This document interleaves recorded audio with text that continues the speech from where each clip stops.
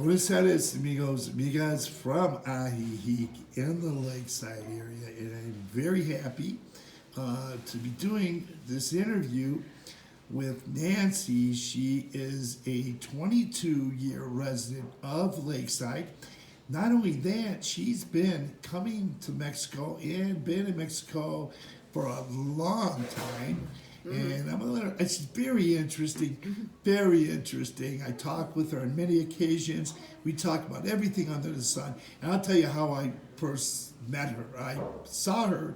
She dances, and she likes that energy, and she dances at scallions, and I see her a lot there.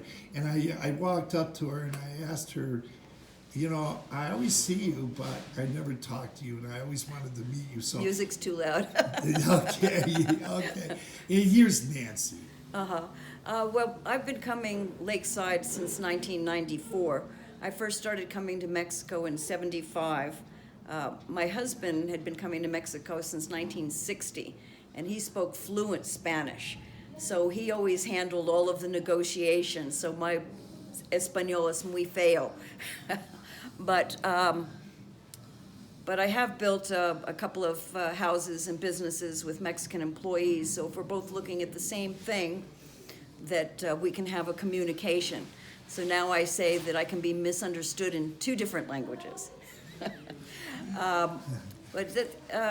When I first came here in '94, Ajijic was much different. There was the one street light at Colón in the Carretera. Wow. In order to make a phone call, there was a kiosk on the plaza, and you had to go in and they put the phone number you were calling on a piece of paper, and when they connected, they would direct you to a little room, you know, big enough for several people, because a lot of times the Mexicans would be calling to the States to talk to family members, and everybody had to be there, you know. And there were a couple of restaurants.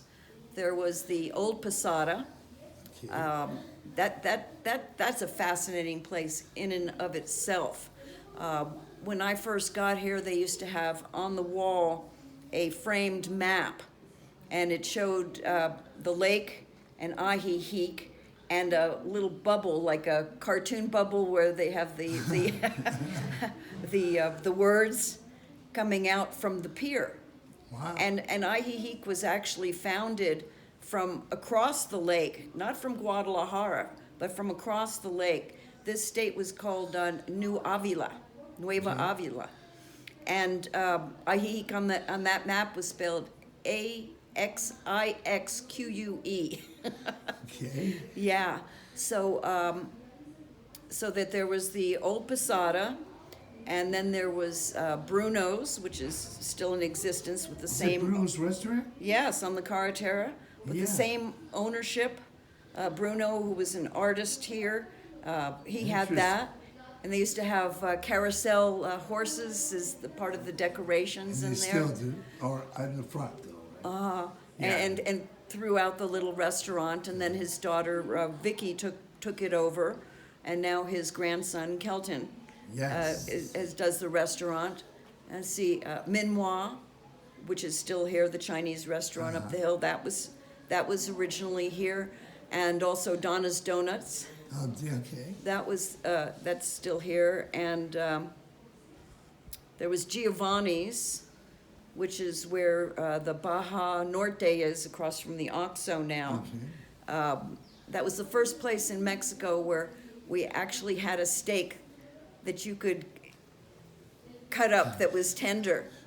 You know, otherwise it was that thin, tough beef steak. Yeah, so... That was probably what year? Years you were talking well, about? that was in '94. Okay. Yeah, but yeah, we came back '96, and at that point the lake was way out there, way out there. So one Christmas I can remember I walked from the lake shore here with my husband all the way down to San Juan Cosala on the shore. Now you'd be underwater. Oh, yeah. Yeah, it was way, way out there. And in fact, there was right over here on the lake shore between the Malecon and the Nueva Posada, over there was, Are you talking about the Nuevo Posada Hotel? yeah, Okay. yeah, the old one and the new one. Okay. On the shore there was a big barge that had been kind of stuck at one time when the lake had receded.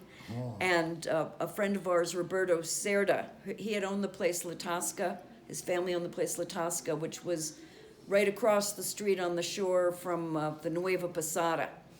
He was a great guitar player and a wonderful family. I think they live down in Manzanillo area right now. But he had set up a restaurant and bar right there in the barge, and we used to do every Sunday morning. My husband and I would play North Indian classical music for the brunch. Wow. Yeah, so that was kind of fun too, and of course there were so many fascinating people who have lived in Ajijic. You know, I find a lot of times, especially in the United States, we tend to go visit friends that live far away from us, that have the same opinion that we have. And so this kind of creates an echo chamber, that we have the same opinion and we just reinforce the same opinion. Well, here Lakeside, people come from all over. We have retired military, we have retired, corporate people, we have, retired, bush pilots, Yeah, we were authors, talking about all kinds There's a of. pro golfer here. He too.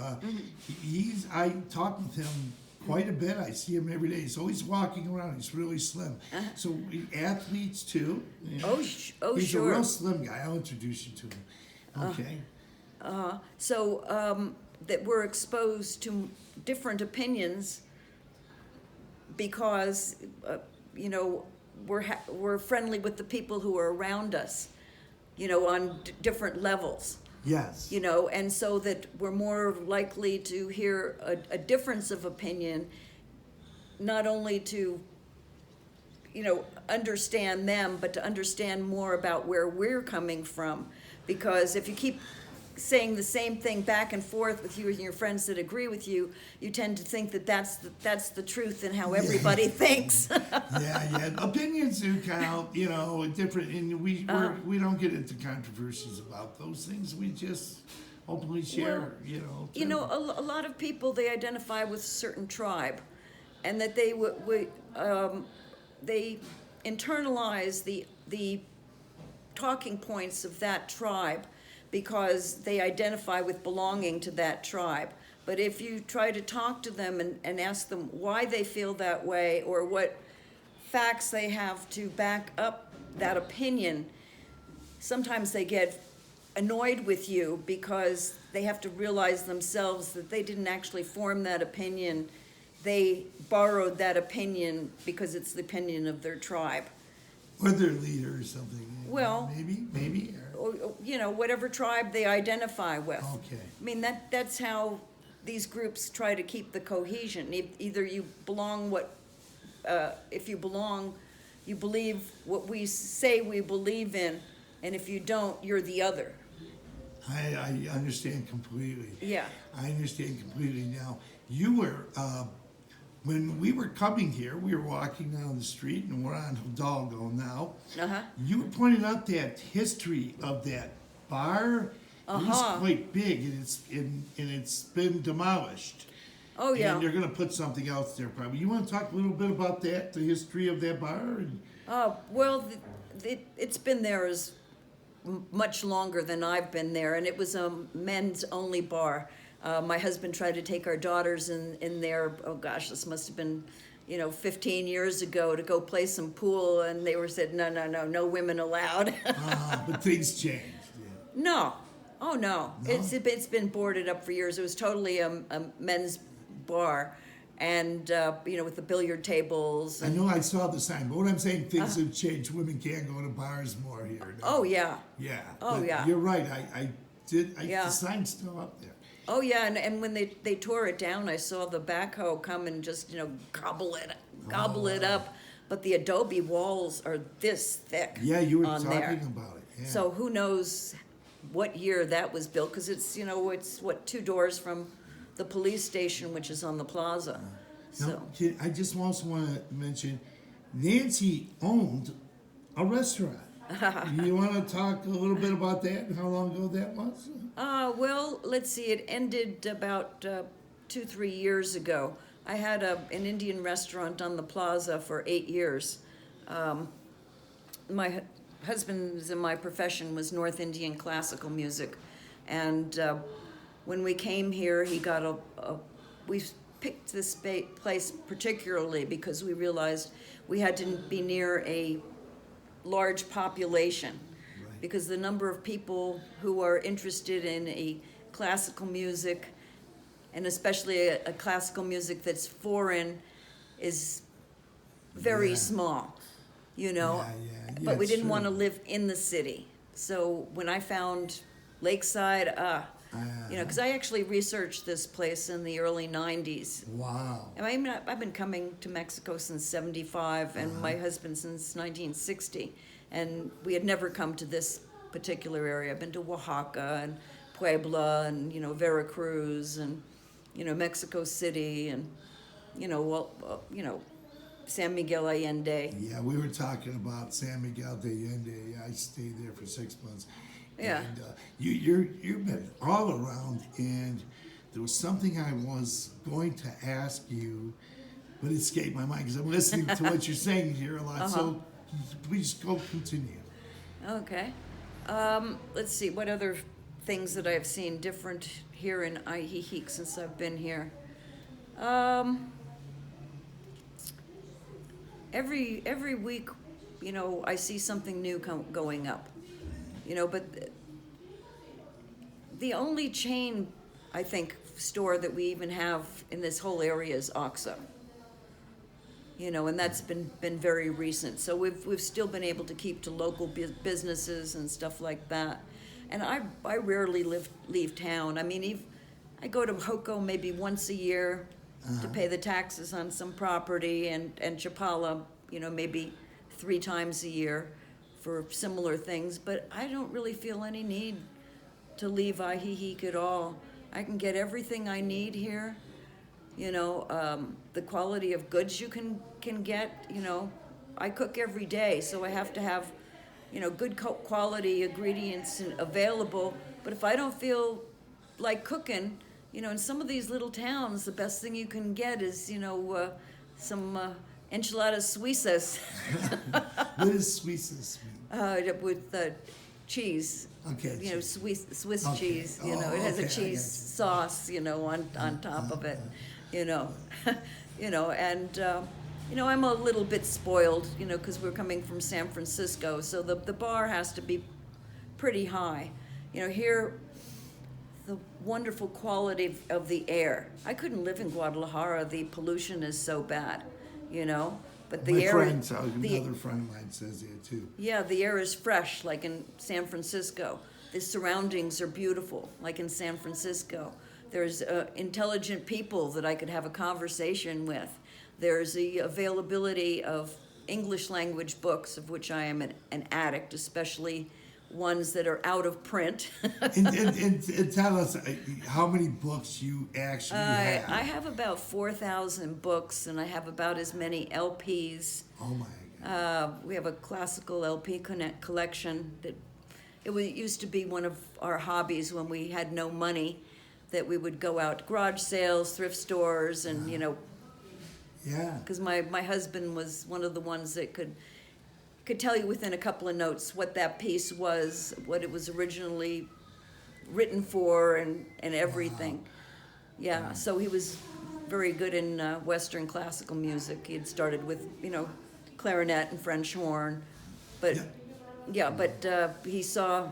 Actually, he had lived in Mexico for 5 years during the '60s, and at one time when he went up in a visit to the States, he heard some Indian classical music on one of the first records that was out there, and he says, "God, they're doing something."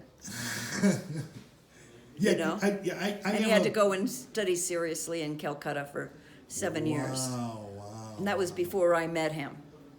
But he was a master on two instruments, the tabla, the drums, and the sarod.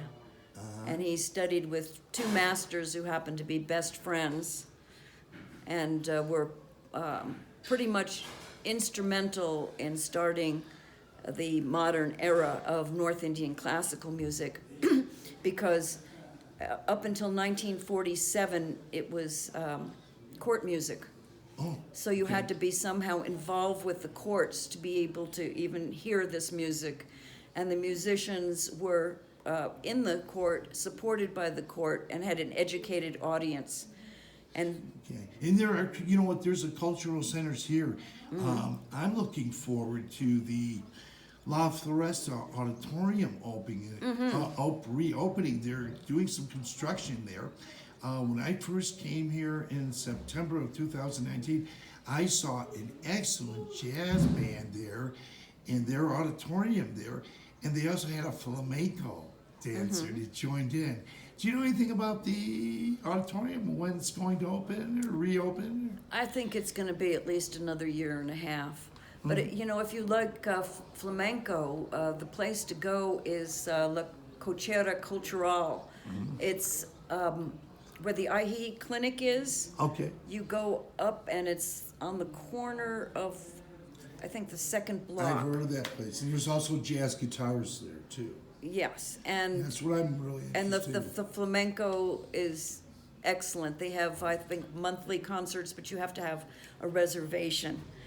But these people that are doing that are also some of my husband's students, so I always get to go in for free. Okay, I gotta go with you, but I'll pay. But, About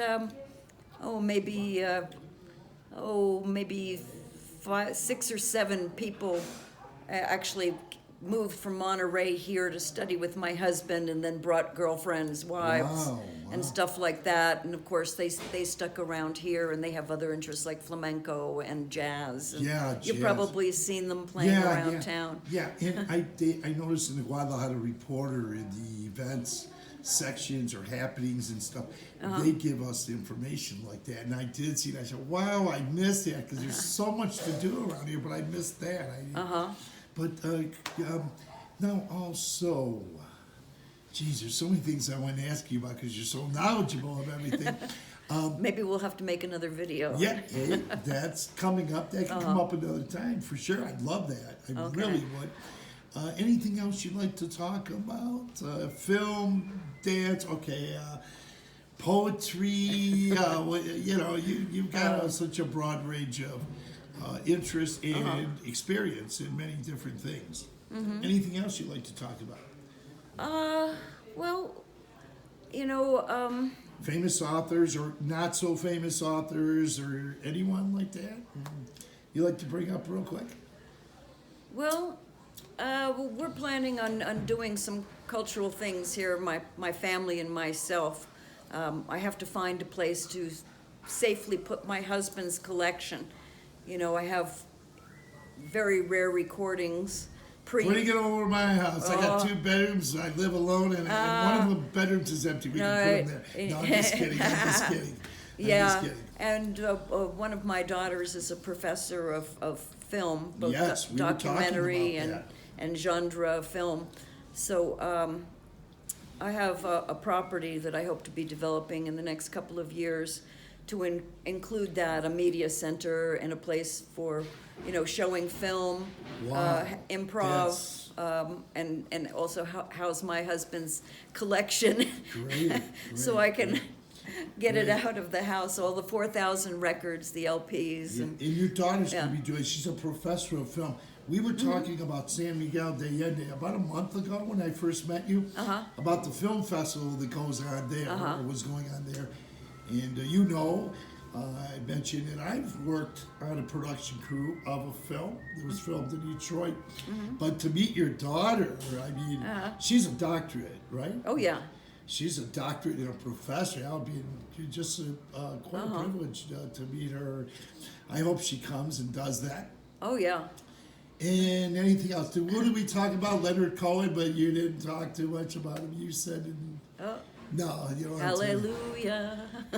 Yeah, we love him. Uh-huh. You know, there was actually a play going on here, a one-man play about Hallelujah in that play. I think I'm going off in too many tangents, but we talk a lot. We talk about everything under the sun. It's just so fun and Well, interesting. there's so much going on here. I mean, I have a daily routine.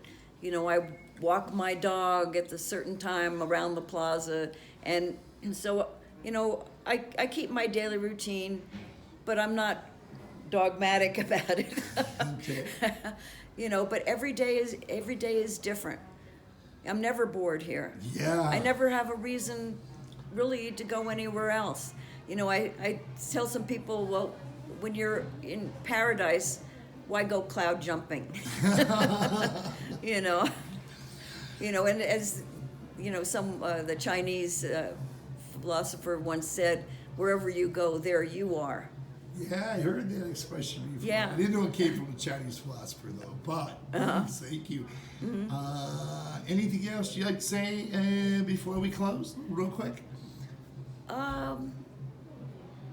I've never regretted moving here, not one instant. I feel safe, calm. I love the people that are around me, my neighbors, even the gringos that Expats. Expats. Yeah, we call them, yeah. yeah. Yeah, and I've seen a lot of people find themselves here. They surely do. And I Yeah. learned that when I was in San Miguel de Allende. People who never were artists, or they came out to painting lessons, learned they would paint the cathedral, the big parochia there. And they took lessons, and they found out that they were actually very good artists. A lot of different things. Writers in San Miguel. There's a lot of books published. And there are some writers here, too. Quite a few. So, Yeah, it's an interesting place because a lot of people think, oh, it's a retirement community, a bunch of people sitting around waiting to die. No. A lot of people are around here looking to live. and we actually get Yeah. better. We get healthier, a lot of us. Oh, yeah. And we don't age as quickly. It's a state of mind, too. I'm just... Oh, definitely. Age is a set of mind for sure. And we were talking about it before, how a lot of people go, oh, I'm not going to tell you my age, as if that's going to make them automatically appear younger by not telling their age. Yeah. But I say, embrace it. I'm 71 and a half years old. And I think the younger people need to see that older people aren't afraid of getting older, that we're actually getting better. We have a lot of experience that we've had that is worthwhile. And if the only older people they see are infirm, whether physically, mentally, or both, then what's the reason to take care of yourself? They used to say, live fast, die young, and leave a good-looking corpse, right? Oh, God. But the fact is, I know what you mean. that, I know, that I there understand. there is life after 40, and it's Yeah. great. Yeah, that's what I was saying, too. Yeah, I think, yeah. And you live quite a full life. You've lived quite a full life, and you continue to live quite a few lives. I'm planning on at least Full life. another 20, 30 years, so. I think you're going to do it. Yeah, I have the genetics for it, so all I gotta do is watch when I cross the Carretera. Genetics don't help you there. Okay, Oh, here comes the band, Here comes so- the band, so we're going to close this video. Nancy, thank you so much for doing this interview. We're going to get you on another one. Okay, Chris. Okay, that would be very interesting. Thanks again, and have a great Alrighty. day. Ta-ta.